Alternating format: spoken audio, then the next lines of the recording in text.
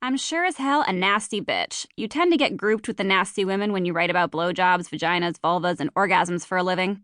When you're a woman with an eggplant emoji as part of her Instagram bio, when you're a woman who speaks up about sex, shit gets real. What I do is considered tacky, gross, and tasteless.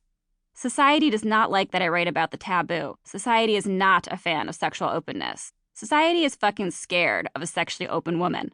And society is not just out and about in the churches, steeples, and streets. Society is online and in HD. You know what I'm talking about here, mama. Being a woman on the internet puts you on the shit list of every troll out in the ether. You know the drill. You tweet your opinion about, I don't know, doing laundry or the weather or your mom's new cat, Carl's Jr., and then some random dude with no avatar photo calls you a dirty feminazi whore. We're constantly subjected to harassment, threats, and emotional distress. The way the internet writes about women in general is abhorrent.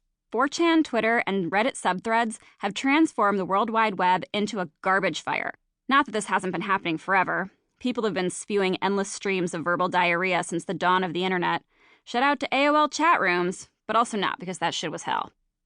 The internet is a constant deluge of insults and vitriol, a hot, steaming shit pile of every self-indulgent piece of butt crust who believes they were wrongly deprived of a chance to speak their minds. It's not a fun place. No one will help you. No one gives a fuck.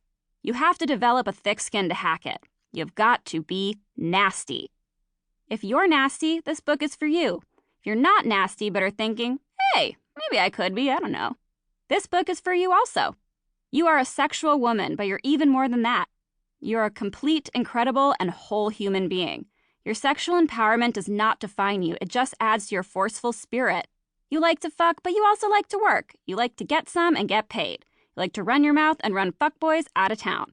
Only you can define yourself. You just need the tools to learn how to make that shit happen. This book is a guide to taking your power back. It's for women who love sex and want that sex to be a source of strength. It's your antidote to the misogyny you've experienced for your entire life, some of which you probably aren't even aware of. It's the manual to understanding your worth and accepting that your sexual history has no bearing on your quality as a human being. You are a shining beacon of strength. If you are comfortable with who you are and aren't afraid of that awesomeness, you can be whoever the fuck you want to be. No one can stop you, and no one can scare you into submission. You'll be able to advocate and fight for yourself in every facet of your life, whether it be your job, relationships, friendships, hookups, or a random interaction at the local corner store with some shitbag who tells you to smile.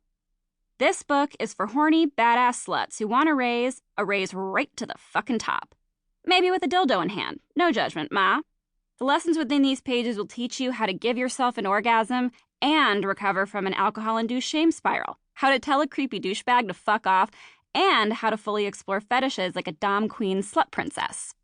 You'll be able to explain the ins and outs of sex toys and cope with heartbreak if and when it comes. We're the future leaders of the world through our collective, insanely rad nastiness. We have got to be like that phenomenal mother-daughter duo on the train. We've got to take back our lives and kick a bunch of ass so we can teach our daughters and sons to do the same. We've got this fire lit under our asses. We've got to make shit happen. The last few years have taught us anything, it's that we've got to do this shit for ourselves. Let's get nasty.